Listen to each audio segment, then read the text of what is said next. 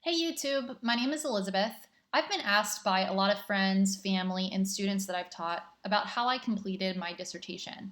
So I thought I'd put together this PowerPoint presentation and video. I hope that it helps you to be able to complete yours. So I've narrowed it down to 17 different steps, and we're going to go through all of those steps as part of this video. Step 1 is deciding your topic. What big topic are you interested in? Read the literature on that big topic. What is missing in the literature? That'll help you define your research questions. So think of it as a funnel. It gets really big and then it gets smaller. Start with a big topic and it will eventually lead to smaller, measurable research questions. Some more help about deciding your big topic. Think about something that helps to solve a societal issue, something that interests you, something that is not personal or emotional because you could insert bias. Think about, is it practical? Could you actually do a study on it? Is it too broad or is it too narrow? And there's more about this on the next slide. So I'm not going to read all of these out, but when you're deciding your topic, you don't want something that's too broad and you don't want something that's too narrow. So for example, when I talked about a big topic, something that may be too big is if you're interested in studying the environment. That may be too big, that may be too broad. So a way that you could limit it, instead of just be the environment, is you could limit it by geographical area. So maybe you're just interested in the environment in the southwestern United States. Now it could be too narrow as well. So for example, going back to this environment example, if you were interested in pollution affecting Genesee County water supply, that would be way too narrow. So you want to strike a balance with a big topic, but not too broad, not too narrow. So stop here. Over the next week, think about a big topic that you're interested in. Please don't overthink it. Just pick something that you somewhat care about because it'll be with you the next 1.5 years or so, and something that can help solve a societal problem, whether that's big or small. And when you're ready, continue on with this video. You're not trying to solve the world here. The best dissertation is a completed one, so don't spend much time on this. A week should be plenty. Step 2. Complete the mini literature review.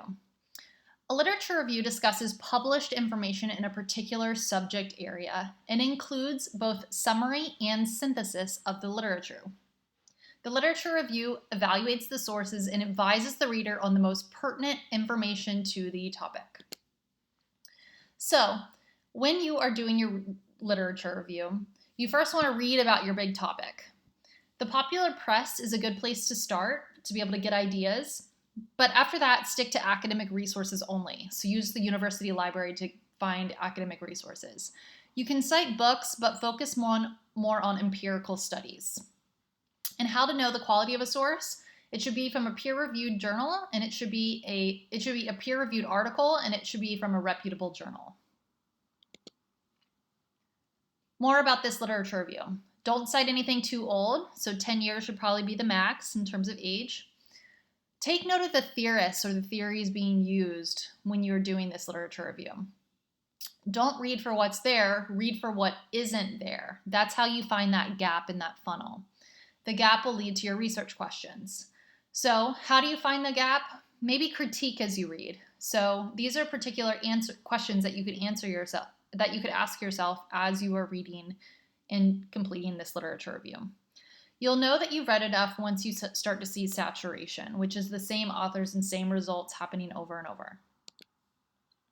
So step 2, continued. The literature review is a synthesis of information, so you're not just stating everything and all of the literature that's out there. You're trying to make sense of it. So you're showing how different various studies reviewed relate to one another. You're looking at the strengths and weaknesses of those studies. So these questions really help you as you're critiquing as you read. They really help you to synthesize when you're actually getting to the writing step of your literature review. And here's some examples of some literature reviews that include synthesis.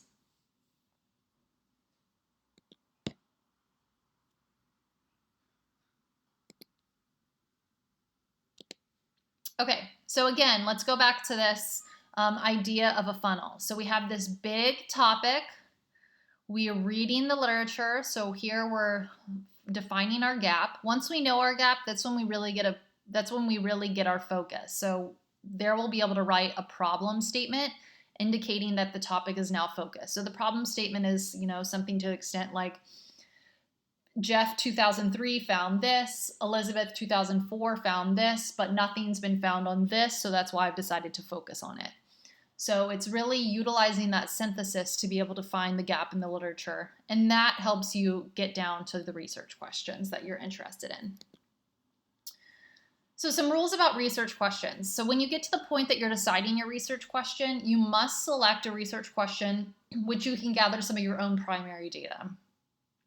The research question can be in the form of a statement, description, or a question. It should be concise. And when you're writing out your research question, really think about, is it answerable? Is it feasible? And also, are you hoping to describe a behavior, determine a relationship, or find a difference? Your research question should also lead a little bit into your method that you'll end up utilizing later on. So, I've said a lot. But before you do all this, you need to get organized. So this is where the annotated bibliography comes in. An annotated bib is just a list of citations, but it's followed by a descriptive evaluative paragraph, aka the annotation.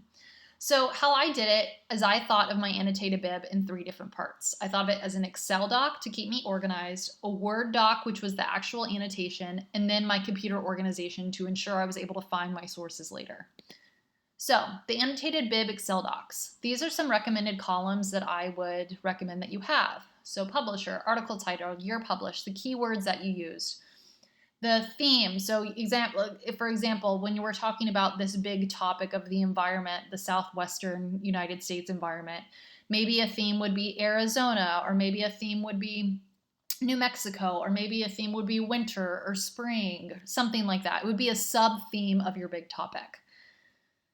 So you might want to put some about bullets in the Excel doc, the theorist that's used, and also your level of interest. So 1 is like you're super interested in this article, 3, you may not be interested in it. This will help you know whether you want to keep or discard it later. And then a code. So there's no code on the document. The code is something that you make for yourself. So for example, going back to this theme, let's say that of all of this environmental one and of all of the articles that I found on Arizona, I'm going to give it a code of 1.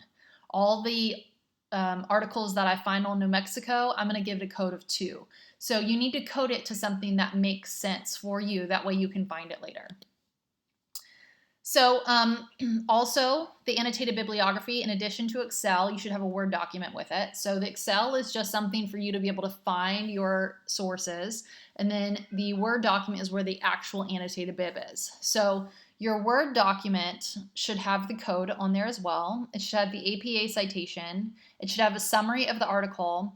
And then it should also have a summary in academically written paragraphs. So summary in bullets and summary in academically written paragraphs.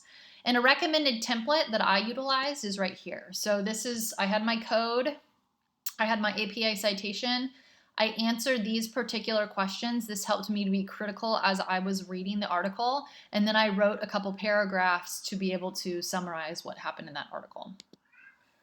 Here's my filing system. So you can use software like RefWorks. Different universities subscribe to different file management systems. And document resource management systems, but I created my own system. So this is what I liked best. So again, when I found a source that I liked, I downloaded it to my computer. I did the annotated bib. I coded it according to a particular theme and saved it with that file structure. So here we go. So here's my annotated bib. Here's the theme. So this would be Arizona, New Mexico, whatever. Here's the first source.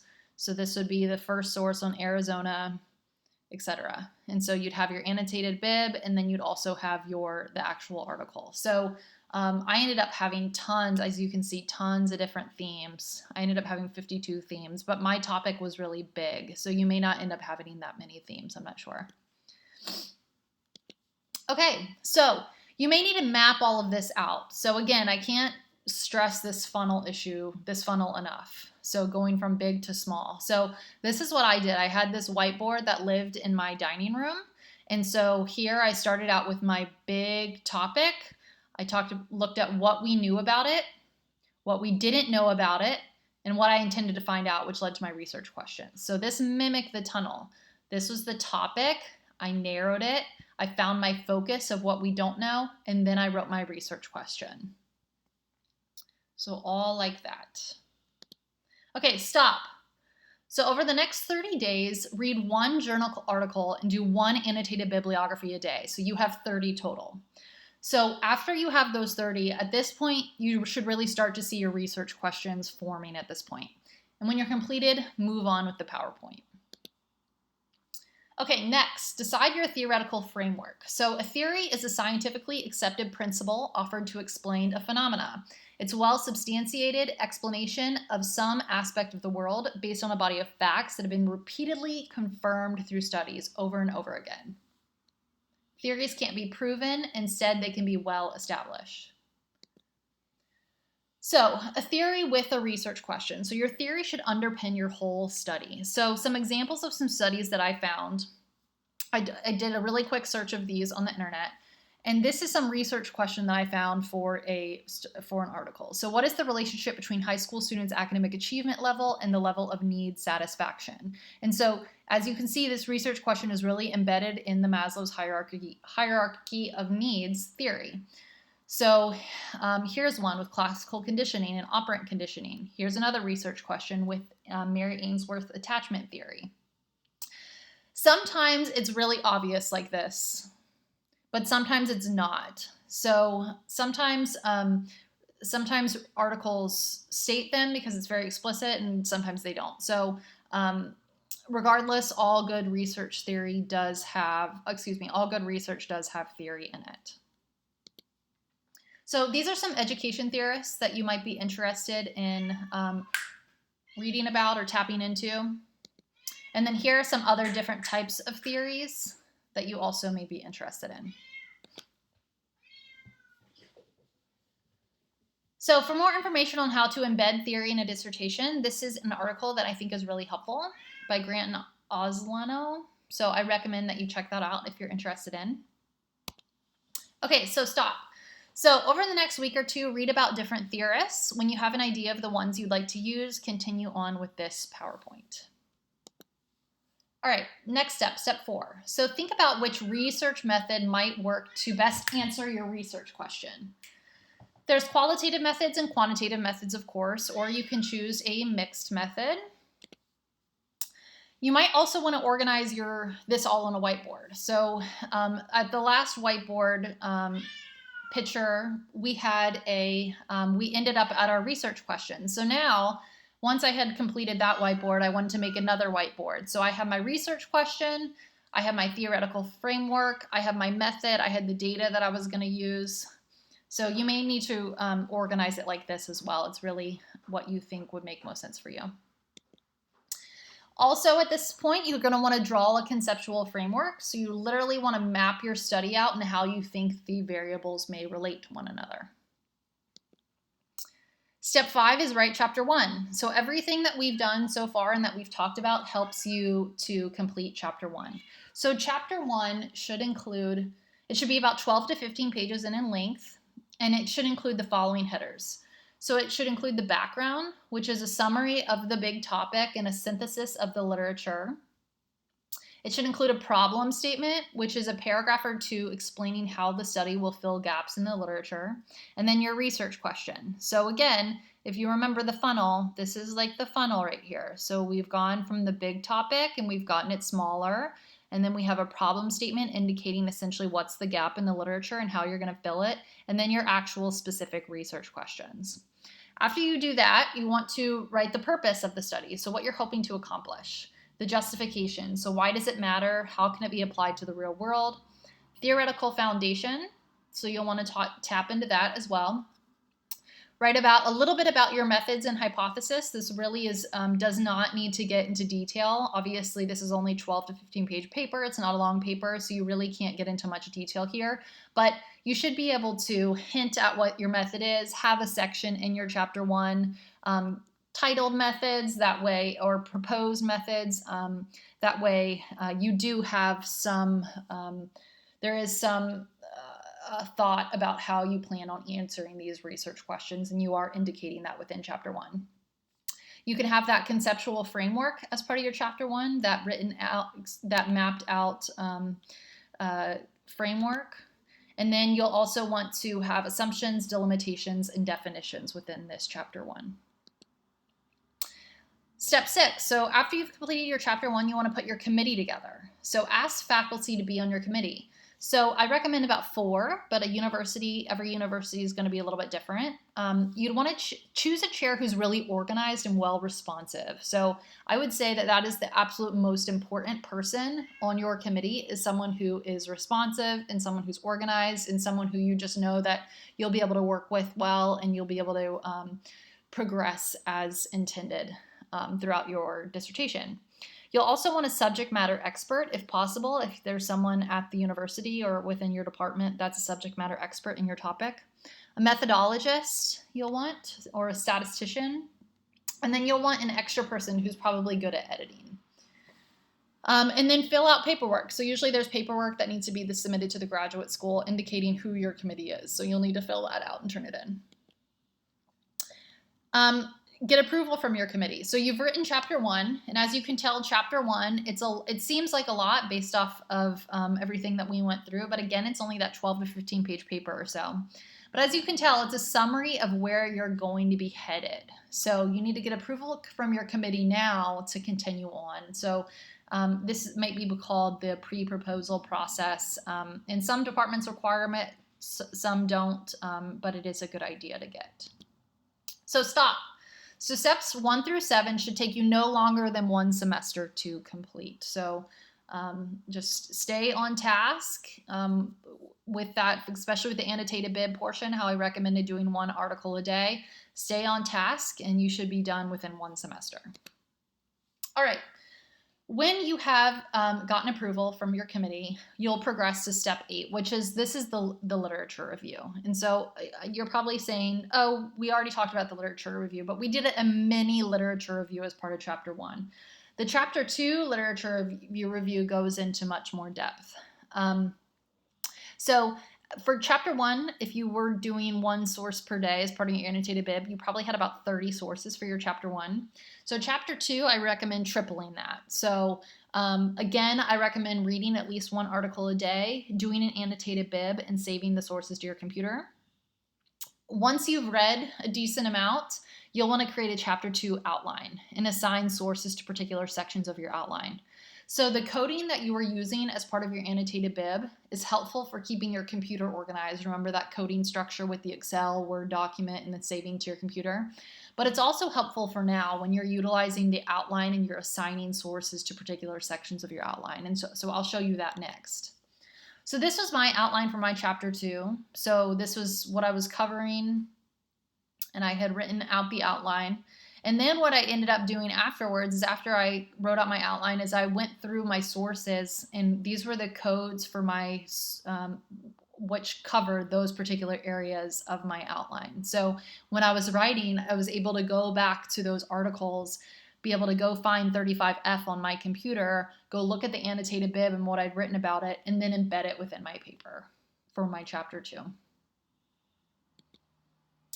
All right, step 9, methods. So you wrote a little bit about methods in chapter 1. Now dive deep and write about them in detail. Consider using the following sections: overview, participants, instrument, design, and how you'll do the analysis. Step 10, propose to your committee. So this is when you officially propose your dissertation with all 3 completed chapters to your committee. And if they approve, continue on. So steps 8 through 10, which we just went over, should take you no longer than a semester and a half to complete. All right, step 11, IRB approval. So gain approval from the Institutional Review Board, which is they'll give you approval doing the consent to giving this consent to actually do the study. And so they'll want to make sure that you gain consent from participants. They'll want to make sure that the study is ethical, etc. Step 12 is actually complete the study. So actually go out. So you wrote your method section. So now you're actually going to go out and you're going to do your study. You're going to gather your primary data and you're going to analyze it.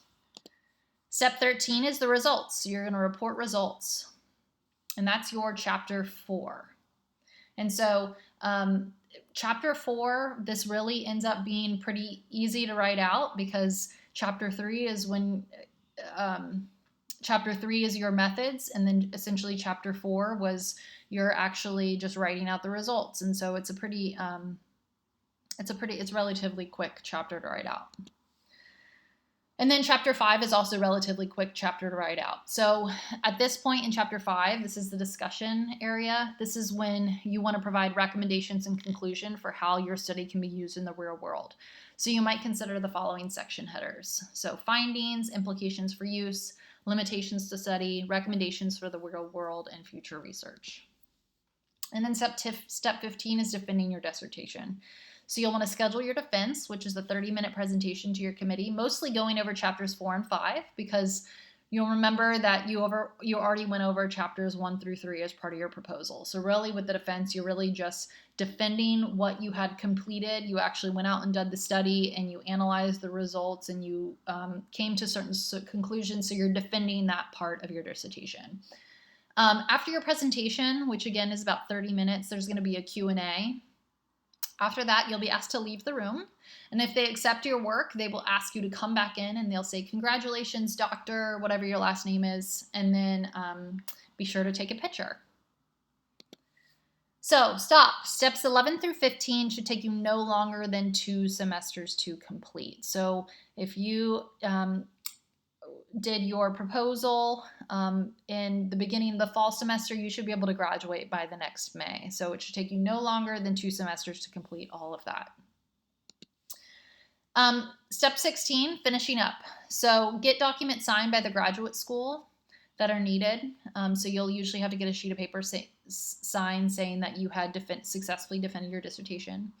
And then the graduate school editor will ask you to make some additional edits to your dissertation, and you'll have to put it in a particular template so it's ready for publishing on the university website. And every university publishes their dissertations differently. The University of Southern Mississippi uses Aquila, for example, to be able to publish all their dissertations. So they'll want you to put it in the Aquila template.